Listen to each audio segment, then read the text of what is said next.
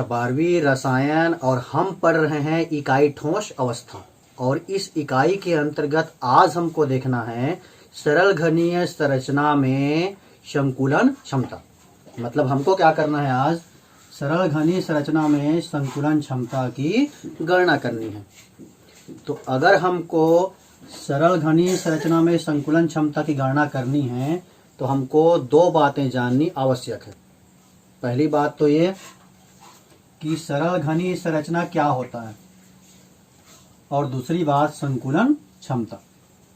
और ये दोनों ही बातें हम पहले पढ़ चुके हैं। सरल घनीय संरचना का मतलब होता है किसी क्रिस्टल जालक की ऐसी संरचना जिसकी इकाई सेल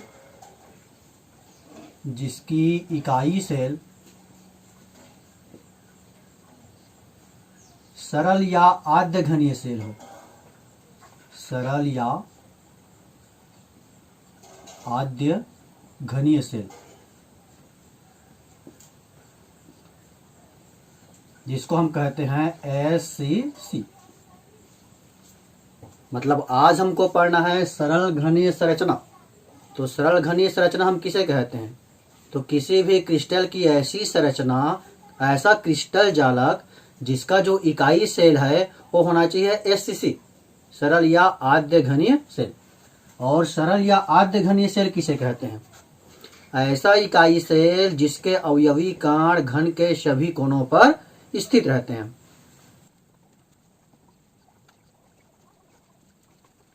यह है सरल या आद्य घनीय सेल जिसमें अवयवी कण घन के 8 कोनों पर उपस्थित है। ये जो बिंदु है ये वास्तव में अवयवी कण के केंद्र को प्रदर्शित करते हैं। अगर हम यहाँ पर अवयवी कण को प्रदर्शित करें तो इस प्रकार से हम अवयवी कणों को प्रदर्शित कर सकते हैं। ये ठोसों में संकुलन की जब हम बात करते हैं तो हम पढ़े हैं कि अवयवी कणों को हम समरूप ठोस गोले से प्रदर्शित करते हैं।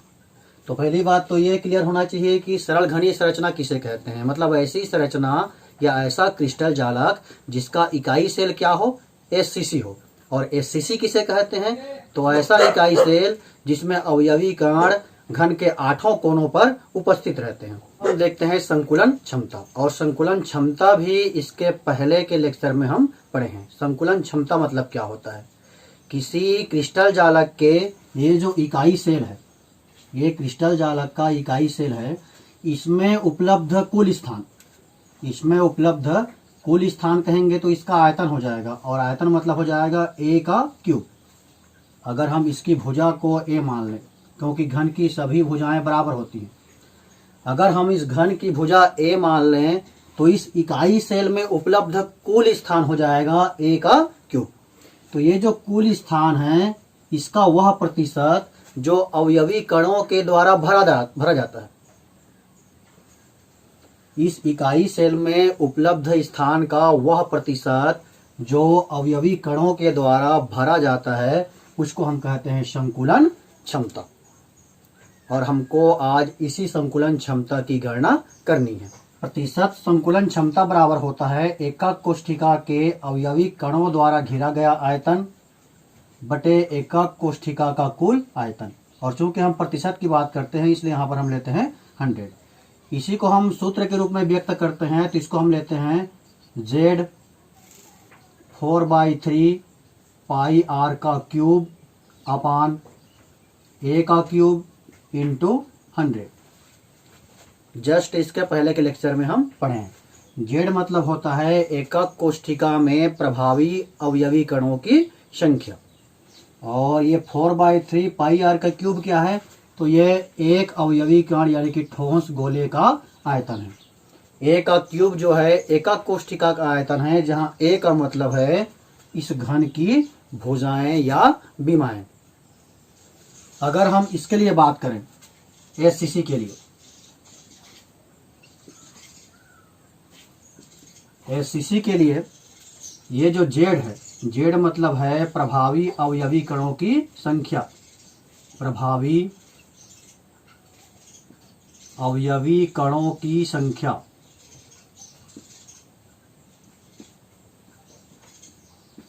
तो SCC के लिए प्रभावी अवयवी कणों की संख्या कितनी होती है? यहाँ पर हमको एक एसीसी दिया है जिसमें अवयवी कण उसके 8 कोनों पर स्थित है। यहाँ पर आप देखोगे तो आपको 8 परमाणु या 8 अवयवी कण आपको नजर आएंगे, लेकिन 8 जो है प्रभावी कणों की संख्या नहीं होती, और प्रभावी अवयवी कणों की संख्या यहाँ निकालना भी हम पहले पढ़े हैं। देखो यहाँ पर जो 8 कोनों पर 8 परमाणु हैं, लेकिन जब हम एक क्रिस्टल जालक की बात करते हैं और क्रिस्टल जालक में इस जैसे अनेक एकक सेल होते हैं, इस एकक सेल के बार बार पुनरावृत्ति होती है तब क्रिस्टल जालक बनता है। तो अगर हम क्रिस्टल जालक की बात करेंगे तो उसमें ऐसे अनेक सेल होंगे। तो ये जो कोने पर परमाणु रहते हैं या अवयवी कण रहते हैं वो कुल 8 परमाणुओं के साथ साझेदारी में रहते हैं। 8 परमाणु या 8 अवयवी कणों के साथ साझेदारी में रहते हैं। तो इस एकक सेल के लिए इसका योगदान कितना है कहेंगे तो इसका योगदान होता है 1/8, यानी कि प्रभावी अवयवी कणों की संख्या हो जाता है 1। तो एससीसी के लिए जेड का मान हो गया 1। ये आर का मतलब है गोले की त्रिज्या और ए का मतलब है घन की विमा। अब हमको क्या करना है तो ये आर और ए के बीच में हमको संबंध स्थापित करना है, आर और ए के बीच में। तो यहाँ हमारे पास एक सरल या आद्य घनीय सेल का रेखा चित्र है। आप इसमें से किसी भी एक भुजा को ले लो, कोई भी एक भुजा, मान लो हम इसको लेते हैं और इसका नाम लेते हैं ए बी। इस घनीय सेल में 8 भुजाएं हैं और 8 भुजाओं में से आप किसी भी एक भुजा को ले सकते हो। तो अगर हम भुजा ए बी को लिखें इस प्रकार से, ये ए है और ये बी है, ए बी, तो ए बी का मान कितना है, ए है, यानी कि यहां से हम कह सकते हैं कि ए बी बराबर कितना है, ए। अब ये जो बिंदु ए और बी है ये क्या बताता है तो ये जो बिंदु है ये बताता है अवयवी कणों के यानी कि ठोस गोले के केंद्र को। तो अगर यहाँ पर हम ठोस गोला बनाएंगे, जैसे देखो यहाँ पर बनाए हैं सेम वैसा ही, तो यहाँ पर अगर हम ठोस गोला बनाएंगे तो इस प्रकार से बनेगा।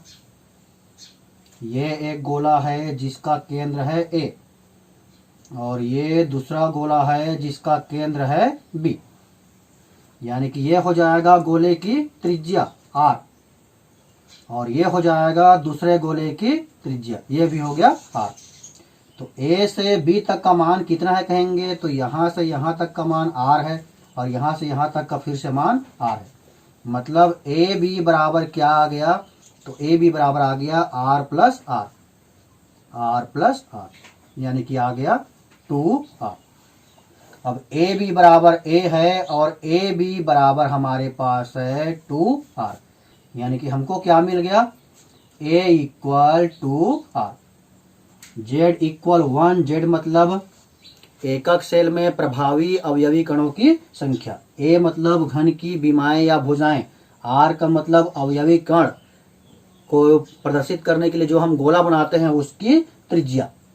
अब z इक्वल 1 और a इक्वल 2r को हम यहाँ पर रख देंगे तो हमको मिल जाएगा प्रतिशत संकुलन क्षमता। तो इस तरह से प्रतिशत संकुलन क्षमता बराबर हो जाएगा, एससीसी के लिए हम देखे हैं z का मान 1 आया है, 4/3, पाई का मान भी हम जानते हैं ये होता है 22/7 और ये r का क्यूब हो गया इंटू 100। a के जगह में क्या रखे हैं तो a बराबर हम निकाले हैं 2r, तो ये a के जगह में हो जाएगा 2r का क्यूब। इसको हल करें तो 4/3 इंटू 22/7 इंटू r का क्यूब इंटू 100 अपान ये 2 का क्यूब करोगे तो ये हो जाएगा 8 और r का क्यूब। तो ये r का क्यूब कैंसिल, यानी कि हमारे पास अब क्या आ गया, हमारे पास आ गया 1/8 इंटू 4/3 इंटू 22/7 इंटू 100।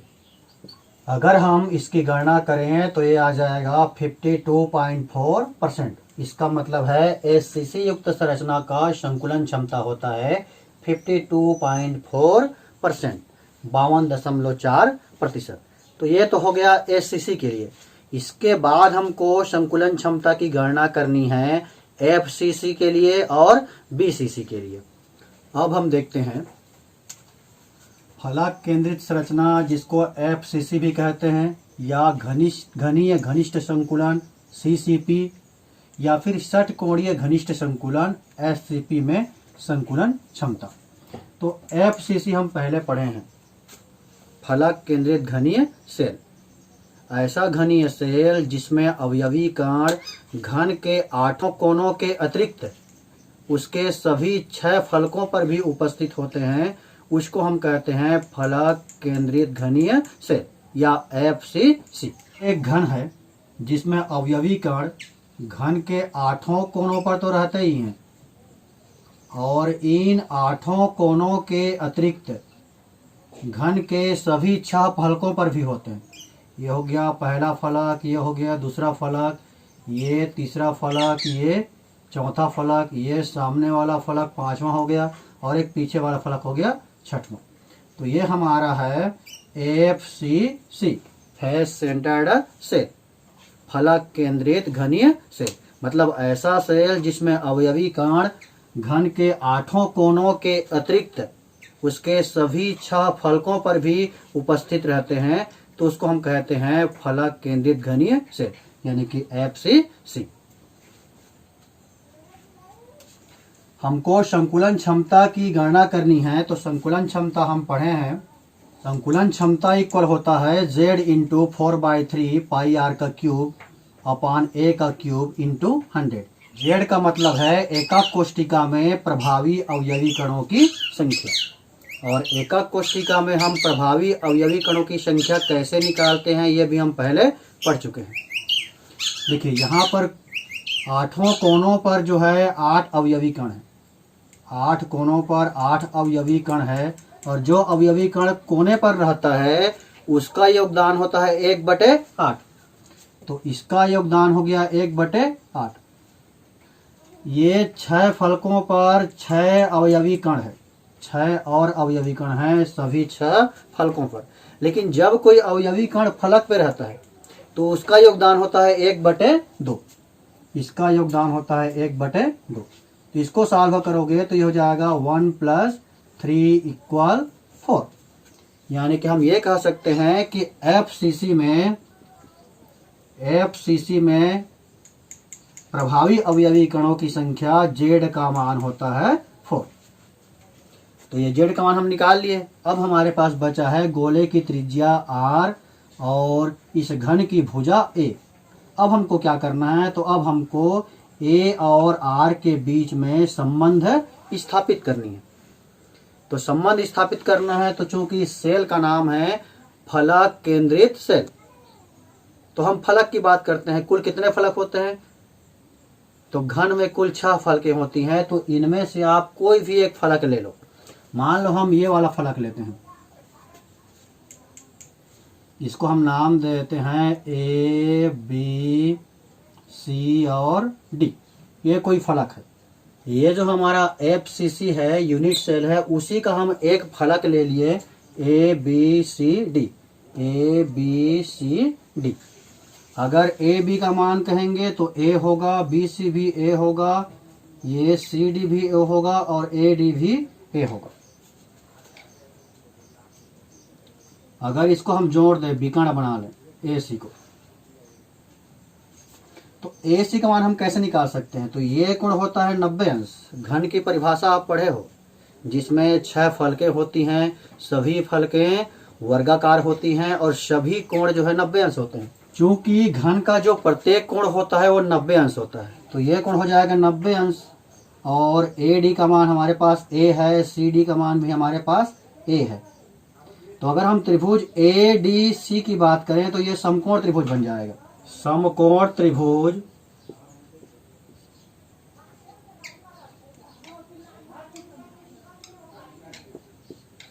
अगर हम चाहें तो अलग से बना सकते हैं। समकोण त्रिभुज इस प्रकार से हो जाएगा, ये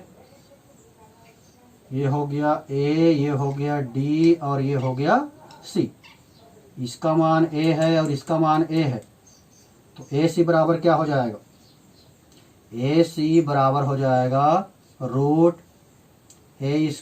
+ A²।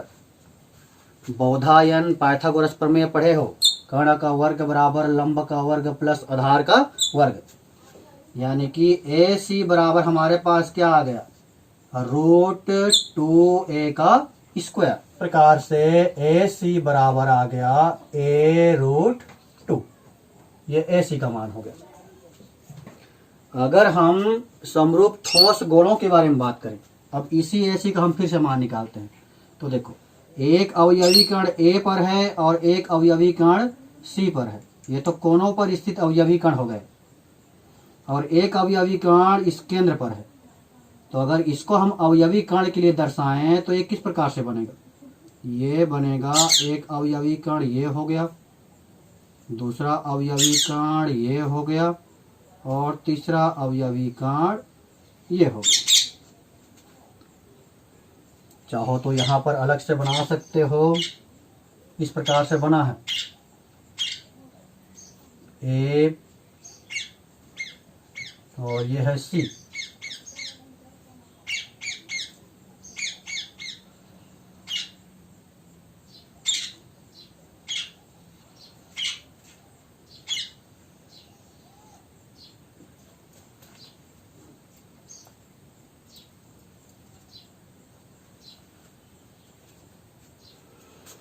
अगर इसी डायरेक्शन को, इसी रेखा चित्र को हम इस प्रकार से प्रदर्शित करें तो ए सी बराबर क्या आएगा, यहां से यहां तक का मान हो गया r, गोले की त्रिज्या है, और यहां से यहां तक फिर से गोले की त्रिज्या है r, ये वाला जो पार्ट है ये भी गोले की त्रिज्या है r, और ये तीसरा गोले की त्रिज्या हो गया r।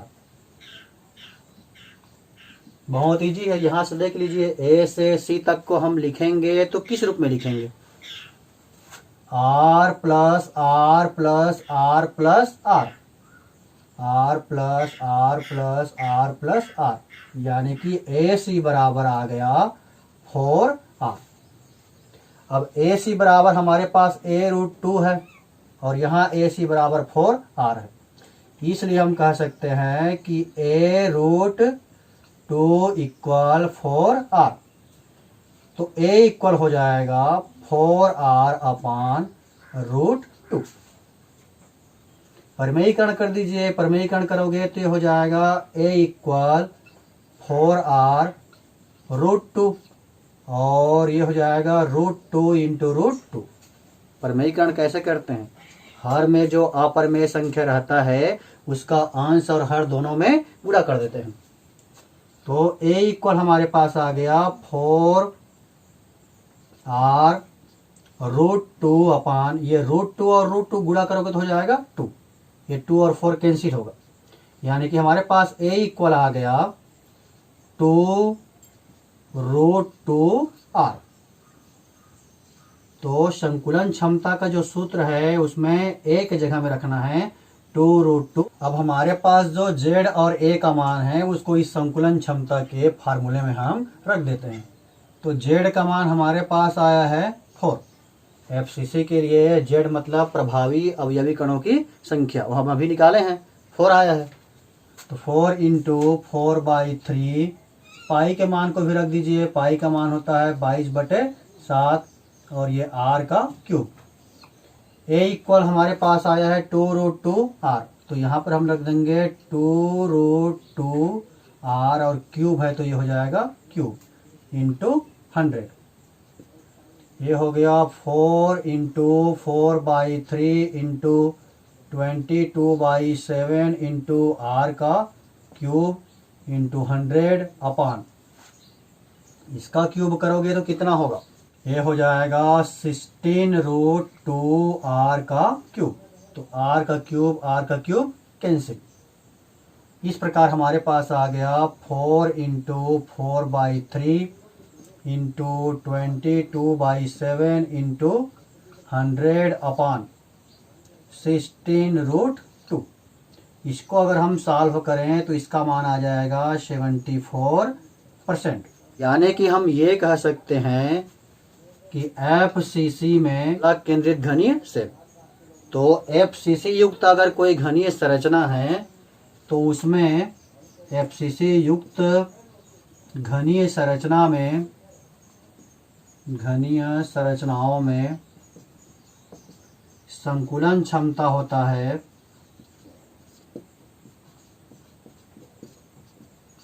74%, और इसी का हमको गणना करना था।